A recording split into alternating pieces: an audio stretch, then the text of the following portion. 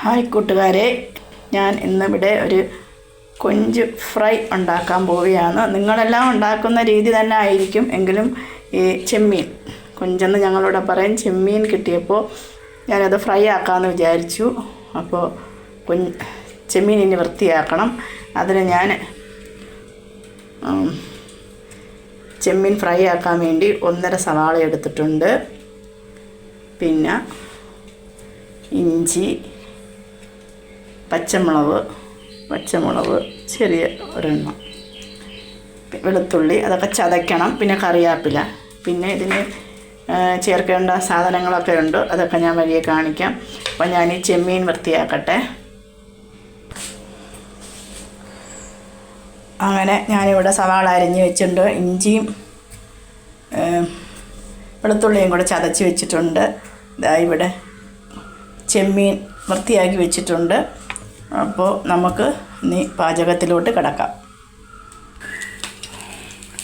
അപ്പോൾ കൂട്ടുകാരെ, ഞാനിവിടെ ഫ്രൈ ഉണ്ടാക്കാനായിട്ട് പാത്രം വെച്ചിട്ടുണ്ട്.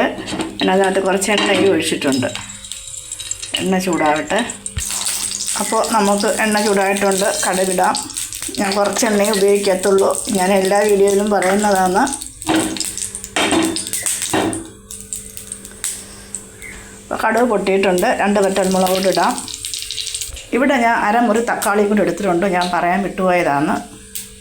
അപ്പോൾ അരിഞ്ഞ് വെച്ചേക്കുന്ന സവാള ഇതിനകത്തോട്ടിടാം. നമുക്ക് സവാളയുണ്ട്, ഇഞ്ചിയും വെളുത്തുള്ളിയും ചതച്ചത് എല്ലാം നമുക്ക് ഇതിനകത്തോട്ടിടാം. പച്ചമുളക്,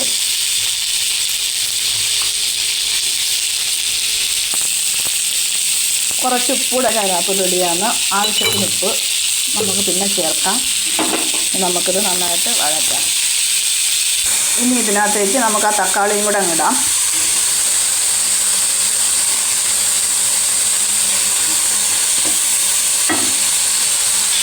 കറിവേപ്പിലയും കൂടെ ഇട്ടിട്ടുണ്ട്.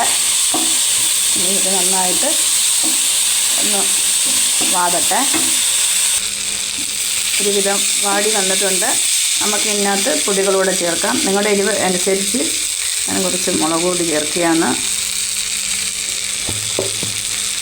മഞ്ഞൾപ്പൊടി,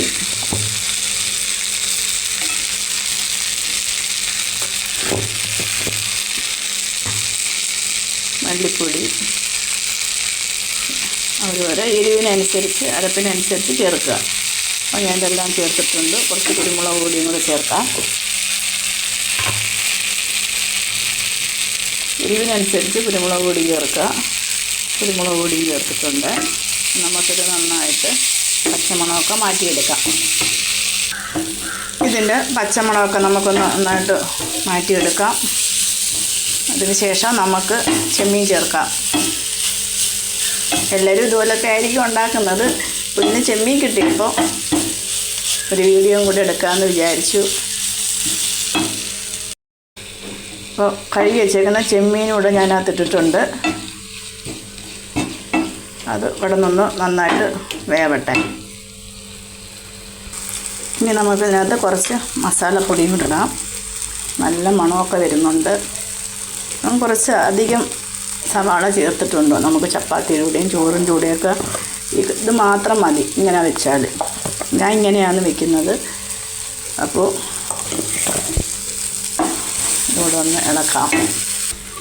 കറിവേപ്പില ഇട്ട് എന്നാലും കുറച്ച് കൂടെ ഞാൻ ഇടുകയാണ്. നമുക്കൊരു മണത്തിനും ഒരു കാണാനൊരു ഭംഗിയൊക്കെ കിട്ടും.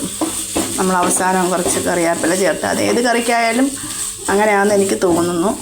അപ്പോൾ നമ്മുടെ ഫ്രൈ ഇവിടെ റെഡി ആയിട്ടുണ്ട്. ഞാനിങ്ങനെയാണ് വെക്കുന്നത്. അപ്പോൾ നമുക്ക് ചോറിനും ചപ്പാത്തിക്ക് നല്ല ടേസ്റ്റാണ് ഇതുപോലെ വെച്ചാൽ. അപ്പോൾ നമ്മുടെ ഫ്രൈ ഇവിടെ റെഡി ആയിട്ടുണ്ട്.